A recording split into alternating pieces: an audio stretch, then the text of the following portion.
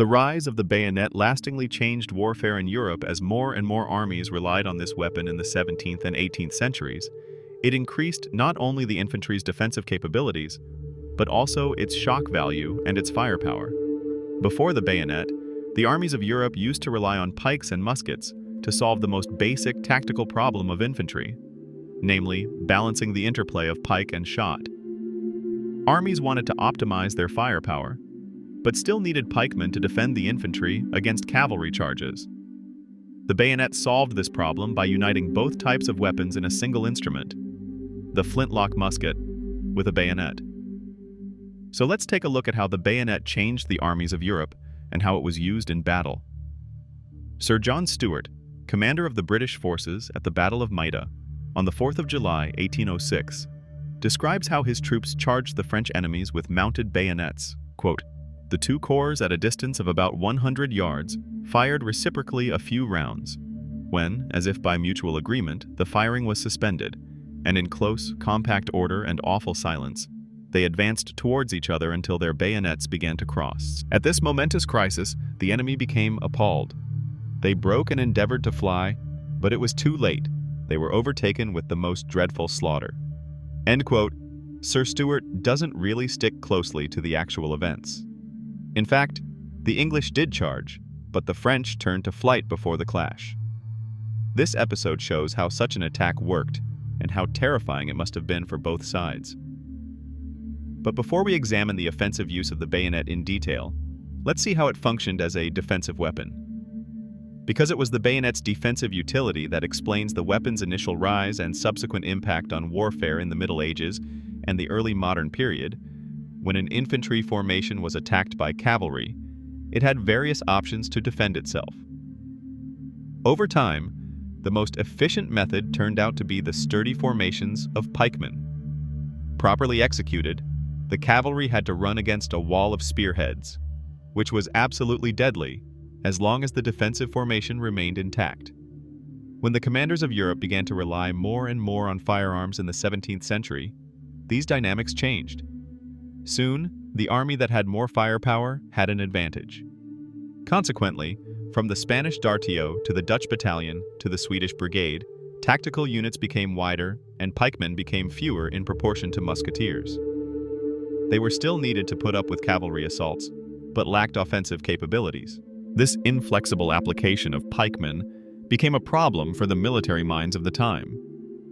They strived to improve the offensive shock effect of infantry without reducing firepower in order to expand operational possibilities. A solution was found in the first half of the 17th century, when the bayonet made its first significant appearance. The origins of the weapon are unclear, but the authors of World History of Warfare, which is widely regarded as a standard reference regarding military history, assume the idea of the bayonet was born when some musketeers began to insert long knives into the barrels of their weapons. They did this to improve their chances in close combat and to obtain an improvised half-pike with which they could defend themselves against cavalry. Inconveniently, the knives often got stuck, rendering the musket useless. Then, around 1640, the plug bayonet was developed. It was still inserted into the barrel, but it could normally be removed without difficulty. It seems like the idea had been implemented a little earlier in China.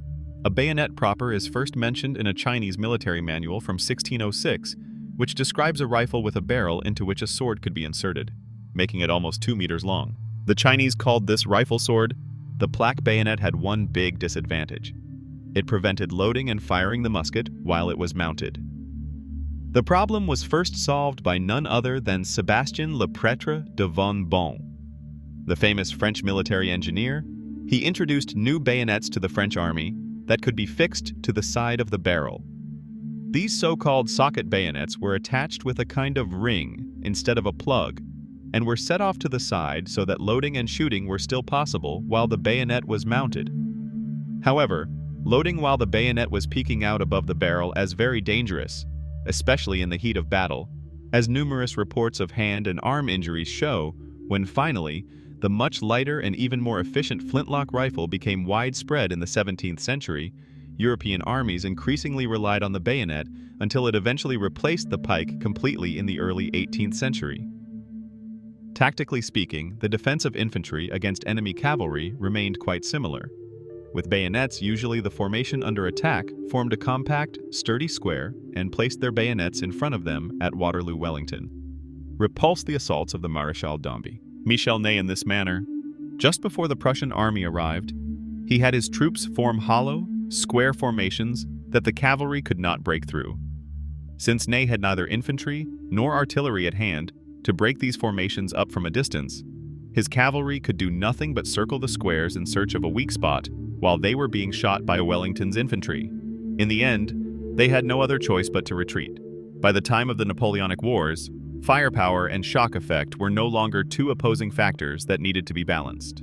They became two characteristics of one and the same weapon. Every soldier was now, so to speak, a musketeer and a pikeman. At the same time, this considerably increased both the firepower and the shock potential of infantry. Although the bayonet's most important function was the defense against cavalry charges, it also became an important weapon against infantry. One of the first bayonet charges in Europe was made by the French under Volvo during the siege of Valenciennes in 1677, a city then in Spanish hands, when the Spanish cavalry made a sortie, that is a surprise attack on the besiegers. Football's troops met them with fixed bayonets. This slowed down the attack and eventually forced the Spanish to retreat. Afterwards, the concept of a bayonet charge spread rapidly throughout Europe. It checked many conflicts over the next centuries, most famously, the Napoleonic Wars. However, the use of bayonet charges puzzled historians because bayonet wounds were, in fact, very rare. Rory Muir, an expert on Napoleonic warfare, explains this with the fact that the main function of the bayonet in combat between infantry was not to injure the enemy, but to inflict fear. Indeed, as at the Battle of Maida, most assaults with the bayonet ended with the weaker side faltering, or even turning to flight. It almost never happened that both sides would stand firm and fight each other with bayonets. The bayonet charge was actually a great option to end an encounter without great losses. And even if no one gave way, it was much more likely that the two lines would stop at a distance of a few meters and fire at each other at close range. It was different when the battlefield terrain was difficult. If two units met in a forest, a village, or other trying areas, limited visibility sometimes led them almost into bumping into each other. If they were too close to reload, entering melee was the only option. This was the case, for example, in the struggle for the village of Plancenoit during the Battle of Waterloo. But even in situations like this, bayonets were not usually used in formation. Such fights tended to be chaotic brawls in which all means were used. The botts of rifles, knives, branches, fists, and teeth were just as useful as the unwieldy bayonet. Nevertheless, there were also some cases of actual combat between two units with bayonets fixed. In the Battle of Barossa in 1811, for example, an English unit attacked a French column. Overwhelmed by the sudden charge, the French broke up and massacre ensued. As one English officer reported the day after the battle, quote, "They made, while we were amongst them about a quarter of an hour, little or no opposition. We could have taken or destroyed the whole regiment, but at this moment, the 47th French Regiment came down on our right end." Quote, tactically, there were two basic options for an assault with the bayonet. One was to attack in column, which had the advantage of mobility and higher shock value. The second option was to attack in line, which had the advantage of having more firepower before the clash. As with cavalry charges, skirmishers and artillery had to prepare the attack and break the enemy's formation for a bayonet charge to be successful. The defenders, on the other hand, had to pursue an active defense. Just firing at the charging enemy infantry wasn't enough. They needed to launch a well-timed counterattack if they wanted to win the encounter and not just provoke a prolonged firefight. However, what was decisive really was whether the troops remained calm, how experienced they were, and whether they trusted their officers, in short, how good their morale was. A bayonet charge was mainly decided by determination. Whoever got scared and gave way first lost the encounter. For this reason, the attacking side usually had an advantage because it was carried by momentum, but the balance was fragile. A single, well-aimed volley from the defenders could stop the onslaught and give the defenders opportunity to countercharge. The bayonet played a crucial role in many wars. In Armies, From the Napoleonic Wars to the American Civil War, from the First to the Second World War, some bayonet tactics or similar charge attacks of this period became especially well known.